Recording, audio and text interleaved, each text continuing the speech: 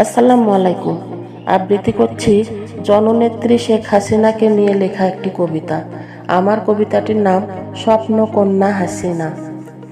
দেশে এলো এক আধুনিক আকর্ষণ, এলো মেট্রো রেল। স্বপ্নকন্যা শেখ হাসিনা তুমি দেখালে তোমার খেল। তোমার হাত ধরে জাতি পেয়েছে ঘুরে দাঁড়ানোর পথ। দেশকে এগিয়ে নেবার জন্য করেছো তুমি শপথ। স্যাটেলাইট আর পদ্মা সেতু ছিল এ জাতির স্বপ্ন। সব আশা পূরণ করে দিলে তুমি দেশের মানুষের জন্য।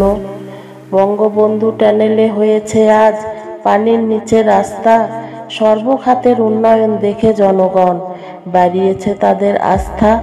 বিদ্যুৎ ও দেশের সড়কের কথা কি যে বলবো আর, মানুষের উন্নত জীবনধারা দিয়েছ উপহার।